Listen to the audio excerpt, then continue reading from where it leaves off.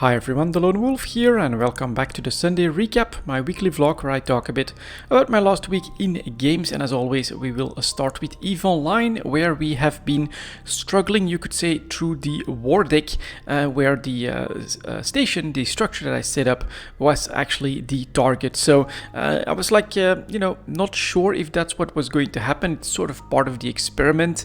I did mention that right off the bat that, I'm putting up a first structure. I'm keeping it really bare bones and we're just gonna keep an eye on it to see if it attracts attention. Of course, the fact that it's all announced on the channel doesn't help. On the other hand, I would say that I get a lot of support from you guys, and that's also a factor I think that anyone that decides to war deck will keep in mind. And so I think overall it should balance out decently well, and I think this is going to be decently close to the experience that especially a newer solo player would have if they were to set up their first structure and have like maybe just a couple of characters in their corporation, a couple of their own alts, and so they would become an easy target even for another solo player that runs 3 accounts and is basically specialized in taking down these structures. And that was really the goal of me setting up this structure. It was not to like have it going independently or making it a free port or anything like that. It was an experiment to see how would younger solo players in EVE Online fare when it comes to trying to deploy their first structures. And well, I think the conclusion is quite clear. It is very, very tough to do that, and keeping it under the radar is definitely a very important aspect, which of course, if you're announcing it on your YouTube channel, that doesn't really work. But on the other hand, it's also something that, putting it in the right spot and I think being able to defend it, giving signs that you're able to defend it, which does mean at least a couple of extra players, a lot of activity around the structure, I think could be very important as well, which for a solo player is of course very difficult to do. And yeah, don't freeport that. I think that just becomes an immediate, red flag, an immediate bullseye for someone to come after you. But that was really the goal there, and I would say that we have succeeded in confirming that at this point in the game, because of the course, structures have become very lucrative for people to try to destroy. And so what we're seeing in response to that is some players specializing in that activity, and thus they are creating their own setups. In this case, it was one player that uses a Leshak and then 2 support cruisers, all Triglavian, focused very specifically on being able to take down these structures and grabbing the cores. And so you've got this counterplay and this extra risk that was added to the structures, making it tougher for newer players. On the other hand, we gotta be honest, it has also solved one of the problems that was often complained about, which was the bloat of how many structures and abandoned structures there were all over the place in EVE Online, especially in high-sec. You couldn't come into a high-sec system without seeing at least a dozen structures within it. So, overall, this is the new balance. This is just a new reality, and I think we have to adapt to that rather than complain about it. The whole goal for me is still to just do what I want to do and have fun playing EVE Online, and then sharing that with you guys by making some videos about it. And that's what I'm definitely planning to do. And so, I also tested my getaway setup, you could say, with the base of operations in Solitude. So we went back there, got an Ishtar ready, we got actually ships for mining, for a little bit of everything ready there, so that we can continue enjoying EVE Online the way we want. And the exploration sessions there were actually very interesting. Jerry got that new visual update that looks very cool. Got a couple of 4 out of 10s there, and it was just very nice to once again take a stroll through Solitude. It's definitely also lower in activity. This is a consequence, of course, of all those structures being taken down and having groups really be able to dominate sectors of high-sec as well once they're willing to set up a war deck, which of course, at this point, you know, if you set up a war deck, go after the cores, it becomes a lucrative business. And so that natural evolution of fewer structures and bigger groups dominating, you could say, the structure gameplay all the way up into high sec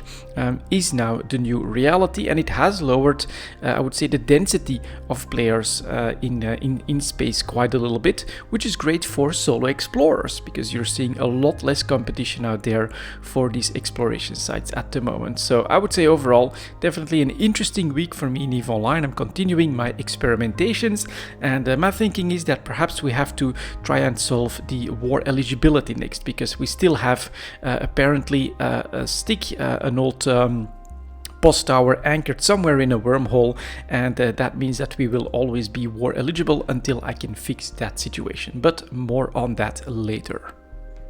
And all of that does mean that I managed to have a little bit of extra time, since under a war deck I'm not going to spend hours and hours exploring either. I'm rather risk averse, and so I had a little bit of extra time to play some more Skyrim. I've actually been spending a decent amount of time rediscovering and enjoying Skyrim, playing something definitely different from what I usually play. I usually play like a mage or summoner character, definitely, you know, ranged specialization. This time I decided to go the opposite, heavy armor, two-handed weapons. I in fact took the warhammers as my specialization. They now have like 50%, they ignore 50% of the armor of the enemy, so just big swings that one-shot all of the simplest mobs, and then on dragons, you know, you can stagger them and all of that stuff. It's actually very interesting. Sometimes, right, when the enemy is a little bit tougher, and especially some of the enemy mages that do like lightning damage and things like that, you know, my HP does melt very quickly, but it's definitely been pretty fun to do this, and then together with a companion. But unfortunately, I lost my second companion as well, Janassa, I think her name was, so one that I could hire for like a little bit of gold.